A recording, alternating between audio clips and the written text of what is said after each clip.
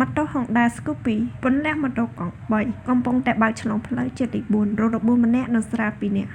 យ៉ាងហោចណាស់មនុស្សម្នាក់រករបួសធ្ងន់ធ្ងរនិងត្រូវបានក្រុមសង្គ្រោះអង្គភាព711ដឹកបញ្ជូនទៅសង្គ្រោះបន្ទាន់នៅមន្ទីរពេទ្យប្រកុសសមៈភ្លាមៗខណៈអ្នកទាំង3នាក់ខាងលើជិះម៉ូតូ Honda Scoopy មួយគ្រឿងដប់គ្នាក្នុងល្បឿនលឿនគួរសមជ្រុលទៅបុកម៉ូតូកង់3មួយគ្រឿងទៀតកំពុងតែបើកបោកឆ្លងផ្លូវពេញទំហឹងឧបទ្ទហេតុខាងលើនេះបានកើតឡើងកាលពីវេលាម៉ោង5ល្ងាចថ្ងៃទី3ខែកុម្ភៈឆ្នាំ2026នេះនៅតាមផ្លូវជាតិទី4ស្ថិតក្នុងភូមិអង្គកែវសង្កាត់ចំសាទី3ខណ្ឌពោធិ៍សែនជ័យរាជធានីភ្នំពេញបើតាមអ្នកលក់ដូរអីវ៉ាន់នៅចិត្តនោះនិយាយថានៅមុនពេលកើតហេតុជនរងគ្រោះទាំង3នាក់ក្នុងនោះមានក្មេងស្រីជំទង់2នាក់និងយុវជនម្នាក់មានជិះម៉ូតូមួយគ្រឿង Honda Scoopy ពណ៌ក្រហម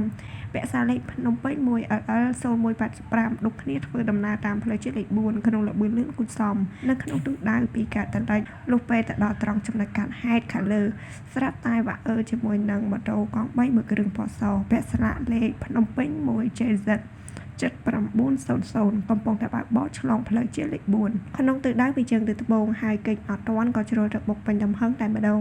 អ្នកលក់ដូរខាងលើបាននិយាយទៀតថាខណៈនោះបណ្ដាឲ្យដួលម៉ូតូខ្ទាតក្មេងស្រីជំទង់ម្នាក់ផ្លោងធ្លាក់បោកផ្ទុកថ្នល់រងរបួសធ្ងន់ចំណែកយុវតីអ្នកបើកបរម៉ូតូនិងក្មេងស្រីជំទង់ម្នាក់ទៀតរងរបួសស្រាលហើយម៉ូតូ Scoopy និងម៉ូតូកង់3រងការខូចខាតក្រោយពីការហេតុក្រុមសង្គ្រោះអង្គភាព711បានដឹកអ្នករងរបួសទៅសង្គ្រោះបន្ទាន់នៅឯមន្ទីរពេទ្យប្រកុសសមៈបន្ទាប់មកនគរបាលប៉ុស្តិ៍ចំសាទី3និងនគរបាលខណ្ឌពោធិ៍សែនជ័យចុះទៅបោះវែងរួចនាំយកម៉ូតូនិងម៉ូតូកង់3ទៅរក្សាទុករងចាំការដោះស្រាយនៅពេលក្រោយ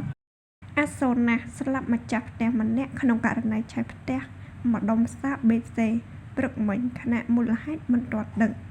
ផ្ទះជួសជុលគ្រឿងអេឡិចត្រូនិកមួយកន្លែងស្ថិតនៅខណ្ឌលិចផ្សារបេសេត្រូវបានអគ្គិភ័យឆាបឆេះយ៉ាងសន្ធោសន្ធៅបណ្ដាឲ្យម្ចាស់ផ្ទះជាប់នៅខាងក្នុងផ្ទះត្រូវបានភ្លើងឆេះស្លាប់យ៉ាងអនាថធមហេតុការណ៍នេះបានបង្កការភ្ញាក់ផ្អើលកាលពីវេលាម៉ោង 9:30 នាទីព្រឹកថ្ងៃទី4ខែកុម្ភៈឆ្នាំ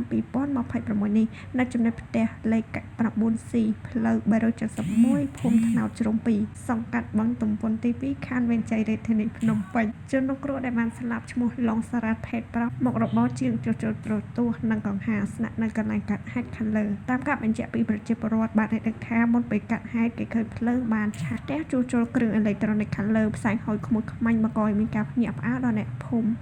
និងអ្នកលក់ដូរនៅក្បែរខាងនាំគ្នាជញ្ជូនអីវ៉ាន់ចេញនៅក្នុងហេតុការណ៍នោះអាជ្ញាធរនិងសមត្ថកិច្ចក៏បានតាក់ទងហៅរថយន្តពលរដ្ឋអគ្គិភ័យជាច្រើនគ្រឿងចុះមកជួយអន្តរាគមន៍បាញ់ពលរដ្ឋហើយភ្លើងក៏បានឆេះពេញបន្ទុកទៅហើយក្រោយមកភ្លើងក៏បានរលត់ហើយសមត្ថកិច្ចក៏បានរកឃើញសាកសពបរិសម្នាក់ដែលជាម្ចាស់ផ្ទះត្រូវបានភ្លើងឆេះស្លាប់ទោះបីយ៉ាងណាក៏ដោយតែទៅនឹងការកាត់ហេតុអគ្គិភ័យនេះគេពុំទាន់ដឹងពីមូលហេតុអ្វីនៅឡើយទេខណៈសមត្ថកិច្ចកំពុងធ្វើការស្រាវជ្រាវអគ្គិភ័យឆេះផ្ទះជួសជុលគ្រឿងអេឡិចត្រូនិកនៅផ្សារបេសេយ៉ាងសន្ធោសន្ធៅបណ្ដាឲ្យម្ចាស់ជាប់នៅក្នុងផ្ទះឆេះស្លាប់